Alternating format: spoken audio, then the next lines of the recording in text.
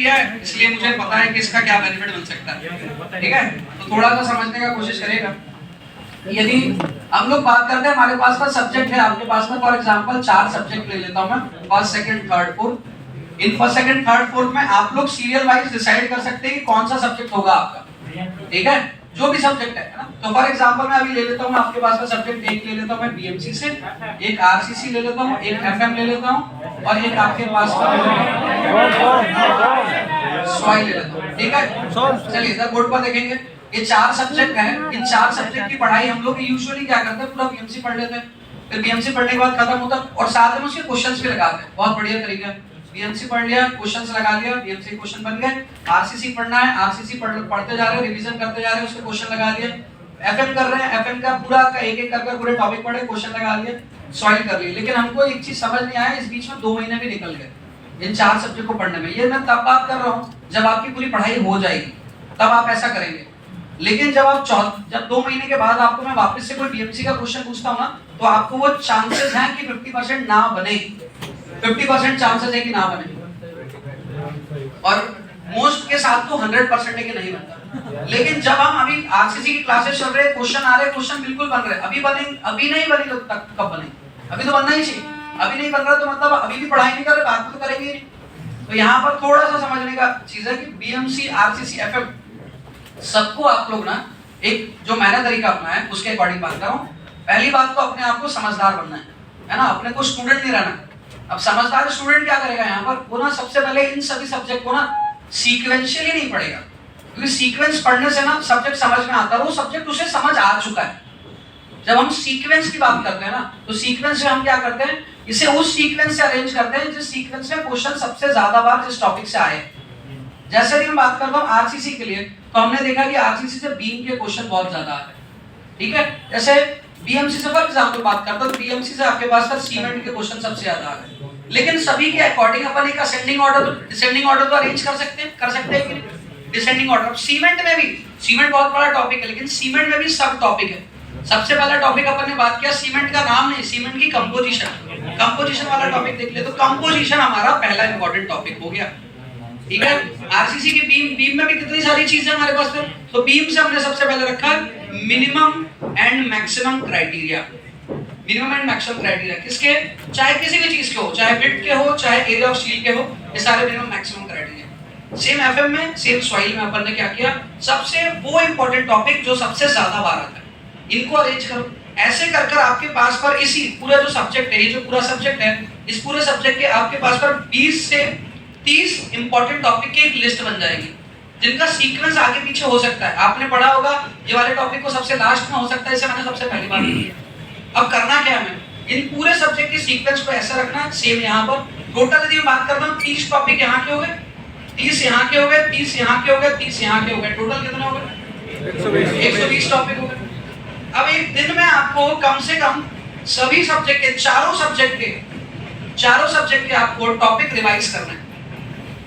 एक दिन में 1 या 2 टॉपिक ले लीजिए इस सब्जेक्ट, एक भी ले चलेगा। एक दिन में एक सब्जेक्ट का यहाँ का टॉपिक एक, दूसरा, तीसरा, चौथा, अलग अलग समय पर, आधे घंटे के अंतराल में, 1 घंटे के अंतराल में, जितना आप पढ़ सकते हो। सर मैं 2 ही घंटे पढ़ सकता हूँ, ठीक है, आधे घंटे पढ़। सर मैं 4 घंटे पढ़ सकता हूँ ब्रेक के साथ, तो स्टार्टिंग के 1 घंटे में ये पढ़, फिर लास्ट में ब्रेक के बाद ये पढ़। अब यहाँ से आपने क्या पढ़ा है, मैं फिर से बात कर रहा हूँ, आपने पढ़े हैं सबसे इंपॉर्टेंट टॉपिक जो सबसे ज्यादा बार आता है। नेक्स्ट डे भी यही करो, लेकिन जब नेक्स्ट सेकंड टॉपिक को पढ़ोगे तो इसको जल्दी से रिवाइज करो। 2 मिनट में, 5 मिनट में रिवाइज कर लो, नेक्स्ट टॉपिक पढ़ो। थर्ड डे क्या करो, third day first second topic को रिवाइज कर लो और थर्ड टॉपिक को फिर से पढ़ लो। और हफ्ते का जैसे एंड हो आपके पास पर, लास्ट के 1 या 2 दिन आप छोड़ दीजिए, उस दिन नहीं पढ़े, नया टॉपिक। इन्हीं टॉपिक को, जो 4 सब्जेक्ट के जो आपने पढ़े, इन्हीं को क्या करो, रिकॉल करो, रिवाइज करो, वापस से राइट फ्रॉम जीरो। अब आप कहोगे सर इस प्रोसेस में टाइम बहुत ज्यादा लगेगा। बिल्कुल टाइम तो लगेगा, क्योंकि 1 साल की तो बात कर रहे हैं। अब 1 साल में घंटे निकालेंगे तो घंटे लिमिटेड हो जाएंगे आपके पास। और यदि आप एक दिन में देखते हो तो 12 घंटे तो आपके हाथ में नहीं है, बचते हैं 12 घंटे, जिसको हम लोग वेस्ट कर दे रहे हैं।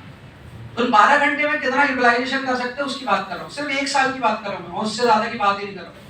आप यहाँ से जो इंपॉर्टेंट टॉपिक्स है आपके पास, सीरियल वाइज लिखा है, लास्ट इंपॉर्टेंट टॉपिक को भी लास्ट में लिखा है, सबसे मोस्ट इंपॉर्टेंट टॉपिक को स्टार्टिंग में लिखा है। होगा क्या, 3 हफ्ते के बाद आपके पास पर इन चारों सब्जेक्ट के जितने 80% इंपॉर्टेंट टॉपिक है सारे कवर हो गए, और वो रिवाइज भी हो चुके हैं 2-2 3-3 बार, तो अब आपको याद भी हो चुके। अरे आ रही बात समझ? और हर हफ्ते के एंड में क्या करो, हर हफ्ते के एंड में इनके क्वेश्चंस भी सॉल्व करते देखो। लेकिन अब होगा क्या, यदि आपने पहले दिन जो टॉपिक पढ़ा उसी दिन उसके क्वेश्चन कर लिए, और 7वें दिन यदि आपको क्वेश्चन नहीं बन रहा, इसका मतलब पहले दिन आपने नहीं पढ़ा था। अपनी तैयारी को हर 7 डे में चेक करो। 7 डे में कंक्रीट टेस्ट करते हैं ना, स्ट्रेंथ 7 डे स्ट्रेंथ, वो कंक्रीट जो बिल्डिंग में सेफ्टी के पॉइंट ऑफ व्यू से स्टडी किया जाता है, और हमारी लाइफ में ये सब्जेक्ट इतने इंपॉर्टेंट है, हर 7 दिन में चेक करो इन्हें, इनकी तैयारी अप टू द मार्क है या नहीं। हम लोग क्या करते हैं, एक सब्जेक्ट को पूरा पढ़ने के बाद फिर क्वेश्चन करते हैं, या फिर साथ में करते रहते हो। होता क्या उससे, अभी लग रहा है कि सब कुछ हो जा रहा है, 1 महीने के बाद कुछ भी नहीं हो रहा है। उसका रीजन है कि 1 महीने के बाद दूसरे सब्जेक्ट को हमने जगह दे दी। आपको अपने ब्रेन को तैयारी वैसे करना है जैसे एग्जाम होता है। एग्जाम में क्या, चारों सब्जेक्ट का पेपर अलग होता है, एक साथ ही आते हैं क्वेश्चंस। कुछ स्टूडेंट इससे बिल्कुल वाकिफ नहीं लगेंगे, नहीं सर इससे हम कंफ्यूज बहुत ज्यादा हो जाएंगे। आप बेटर तरीका ढूंढ लीजिए, उससे करिए तैयारी। ये मुझे लगता है, मेरे हिसाब से ऐसे तैयारी होनी चाहिए।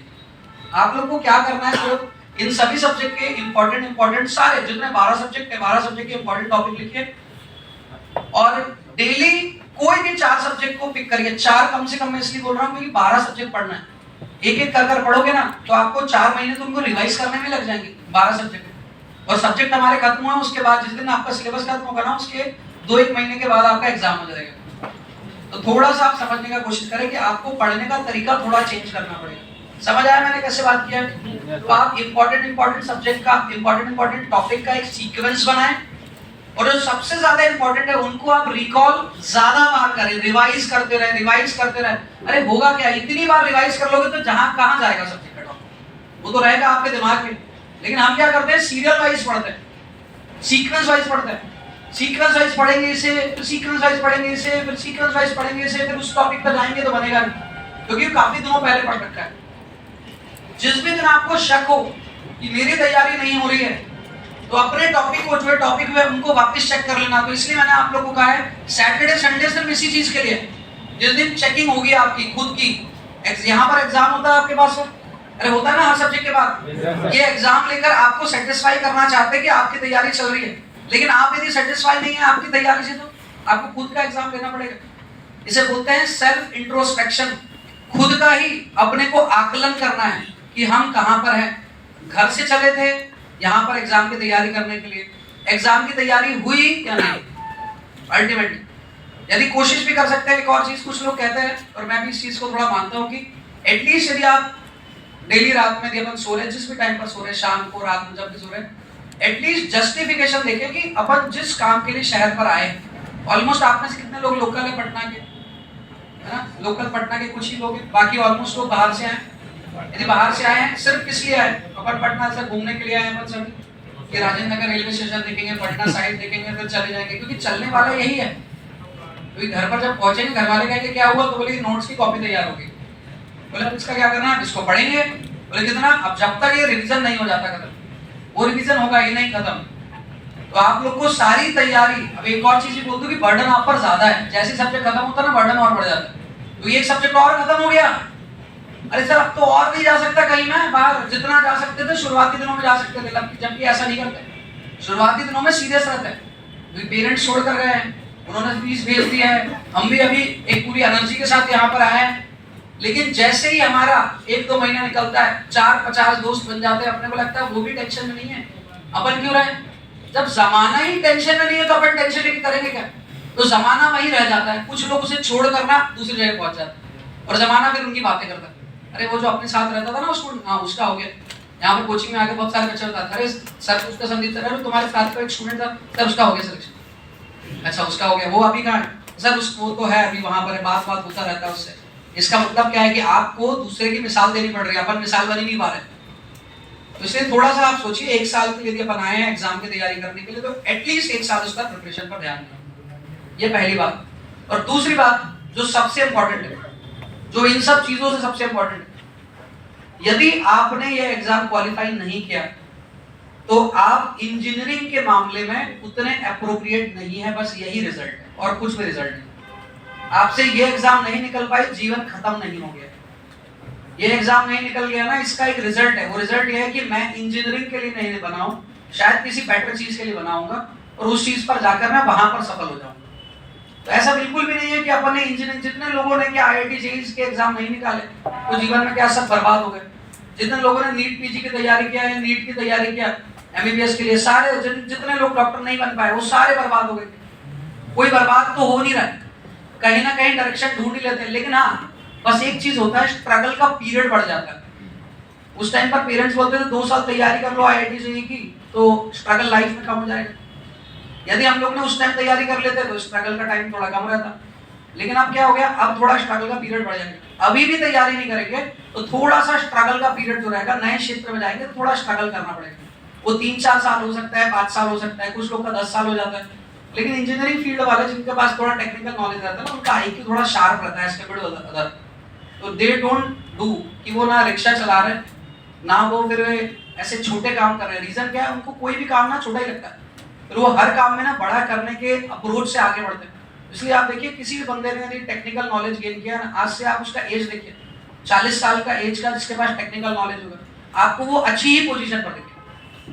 तो आप भी 40 साल बाद सभी, मेल हो या फीमेल हो, सभी अच्छी जगह पर ही पहुंचेंगे। लेकिन बस सिर्फ सिंपल की बात है कि यदि हम एक टारगेट को लेकर आए हैं, क्या वो अचीव हुआ या नहीं हुआ, नहीं हुआ तो कोई बात नहीं, और यदि हो गया तब तो बहुत बढ़िया बात है। कोशिश करो कि टारगेट अचीव कर कर जाओ, और यदि नहीं हुआ तो एकदम डिमोरलाइज नहीं होना, यार मेरा SSC JEE नहीं निकला, अगले बार कर देते, सर मेरा फिर से नहीं निकला JEE, क्या करूंगा।